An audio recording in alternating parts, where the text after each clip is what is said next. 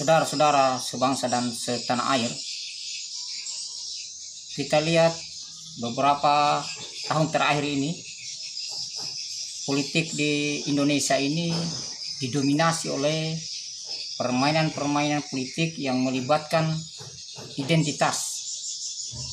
Terutama sekali yang menjadi poin pertama yang sering dijadikan alat politik adalah identitas agama. Kenapa begitu disoroti tentang politisasi ataupun politik yang menggunakan atas nama agama? Karena ini sangat rentan terjadi perpecahan antar masyarakat bangsa, antar rakyat, antar warga bangsa. Satu golongan tidak sepaham dengan golongan yang lain, tentu akan terjadi bentrok. Satu pihak tidak sepaham dengan pihak yang lain, tentu akan terjadi pro kontra, bahkan terjadi konflik yang berujung pada huru-hara. Kita bisa lihat politisasi ataupun politik yang menggunakan identitas agama di Timur Tengah, khususnya di Suriah, itu dikarenakan menggunakan politik agama. Agama dibawa-bawa ke arah politik. Sekarang timbul pertanyaan, bisakah atau tidak bisakah agama itu dibawa di dalam politik? Sebenarnya bisa, tetapi jangan lalu menggunakan atau memanfaatkan segala sesuatu, atau menghalalkan segala sesuatu, atau mengharamkan segala sesuatu karena kepentingan politik. Itu yang tidak boleh, itu yang tidak dilarang. Contoh dekat saja, pada pemilu sebelumnya Indonesia ini gencar menyatakan bahwa kalau pihak yang satu tidak terpilih, maka tidak akan ada azan di Indonesia. Sekarang mari kita buktikan.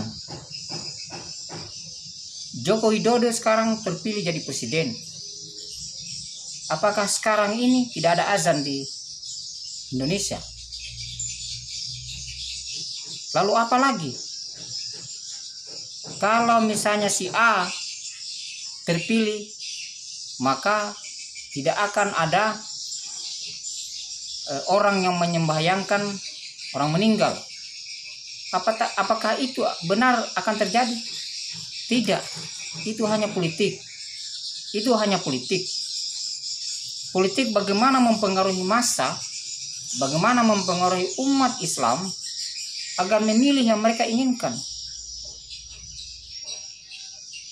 Ada juga pemilu yang lalu yang kemudian dihembuskan bahwa tidak akan ada yang namanya kunut kalau si A, si B yang terpilih. Apakah benar seperti itu? Nah, hari ini masih ada kunut. Mungkin besok lusa lain lagi. Mungkin akan menyatakan bahwa akan pindah ke agama A ketika ini tidak terpilih. Bahkan akan menyatakan mungkin agama akan hilang di bumi kalau si A tidak terpilih.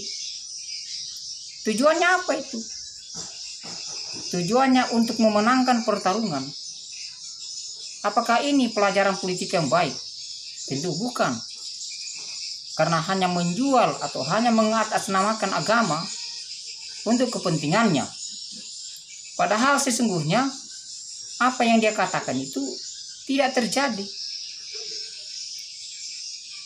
Berbeda halnya dengan kalau kita mengadu gagasan, mengadu ide-ide, mengadu kemampuan, terutama melalui visi dan misi dan program kerja yang akan kita laksanakan. Tidak terlaksana, mungkin ada faktor-faktor lain, faktor anggaran, faktor tahanan atau resistensi di DPR. Tentu ini semua menjadi pertimbangan, tetapi tidak secara signifikan tidak mempengaruhi keadaan-keadaan di suatu negara. Berbeda halnya dengan politisasi ataupun politik menggunakan identitas agama. Benar-benar merupakan fitnah, sebagian merupakan fitnah. Bahkan yang lalu Allah menyatakan tidak ada lagi yang akan menyembah engkau, ya Allah. Orang-orang mengatakan begitu. Tapi sekarang apa benar terjadi seperti itu? Tidak ada yang menyembah. Justru ada peningkatan. Cuma ada pandemi COVID, kemudian ada pembatasan-pembatasan yang memang disesuaikan dengan protokol kesehatan.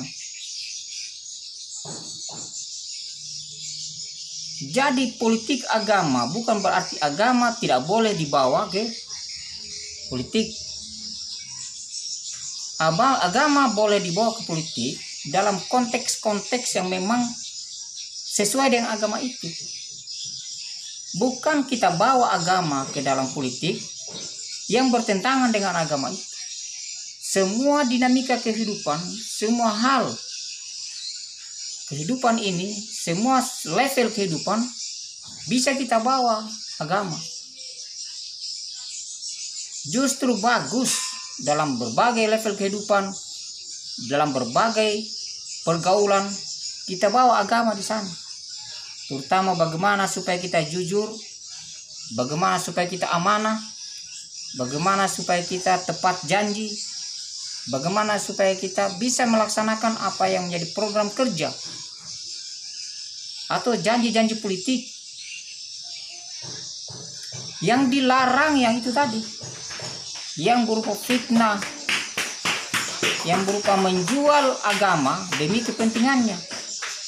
Dia melakukan hal yang tidak benar, lalu mengatakan itu sesuai dengan agama, sehingga akan membingungkan umat, akan membingungkan penganut agama itu.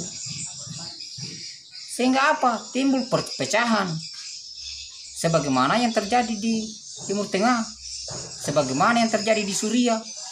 Di sana karena agama dibawa-bawa ke dalam politik, terutama hal-hal yang bersifat fitnah, hal-hal yang bersifat merusak. Tetapi agama kalau dibawa ke politik pada hal-hal yang baik, misalnya menciptakan suatu visi yang baik, membangun kejujuran di sana, menjalani sesuatu dengan benar, bukan menjual agama untuk kepentingannya, mengatakan ini sesuai agama, keluarkan fatwa, keluarkan ijtima yang seolah-olah ini memang sesuai agama.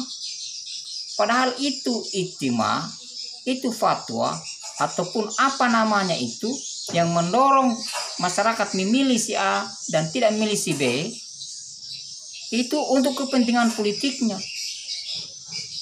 Bahwa ijtima itu, saya rasa beberapa waktu yang lalu pemilihan di Indonesia ini melahirkan berbagai ijtima, yang seolah-olah ijtima itu ketika tidak terpilih yang mereka rekomendasikan, akan terjadi sesuatu yang buruk yang menimpa Indonesia. Sekarang berbagai ijtima itu tidak terlaksana. Lalu apa yang terjadi di Indonesia? Justru sebaliknya, pembangunan dilaksanakan sesuai dengan rencana-rencana, sesuai dengan program kerja presiden yang terpilih. Itu sebenarnya yang kita tidak mau terjadi di Indonesia. Terjadi huru-hara. Yang merugi bukan para politisi.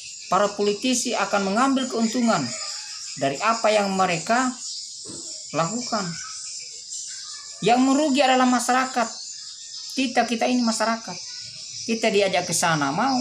Nah, lalu kenapa orang sering menjual-jual agama? Karena masyarakatnya ini sangat percaya terhadap agamanya masing-masing. Jikalau agama itu menyatakan seperti ini, maka mereka akan ikut. Sehingga kalau politisi, kalau ulama-ulamaan yang kemudian mengajak masyarakat kepada si A, si B, mereka akan ikut, cenderung akan ikut. Hanya beberapa gelintir saja yang tidak ikut. Mereka-mereka yang memang cenderung menggunakan rasional, bagaimana membanding-bandingkan mana yang benar, mana yang salah. Sesungguhnya masyarakat dalam konteks mengikuti apa yang dianjurkan ulama itu tidak sepenuhnya salah. Karena ini terkait dengan ruhnya agama itu.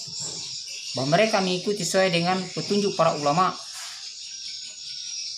Bahwa kalau kemudian salah, ulama lah yang salah. Sudah tepat untuk konsep yang dijalani oleh para umat. Tetapi yang salah dalam hal ini adalah ulama-ulamaan itu yang kemudian membawa-bawa agama untuk kepentingannya. Dia mencuri bahwa itu benar sesuai agama. Dia korupsi itu benar sesuai agama. Dia menghasut bahwa itu benar sesuai agama. Dia memfitnah bahwa itu benar sesuai agama. Kalau masyarakat mendengar bahwa itu sudah sesuai agama, maka mereka akan ikut. Terus siapa yang salah dalam ini? Yang salah adalah ulama-ulamaan itu. Orang-orang yang menggunakan agama untuk kepentingannya. Dan ini berbahaya untuk NKRI. Berbahaya untuk konsep kenegaraan kita. Kalau orang sudah bawa-bawa agama, maka orang terpengaruh. Dan belum tentu apa yang dilakukan itu, hasutan propaganda dilakukan itu belum tentu benar. Inilah yang kita harus hindari. Inilah yang sebenarnya yang kita sayangkan. Sehingga kita semua berharap di dalam politik jangan dibawa-bawa agama yang tidak benar.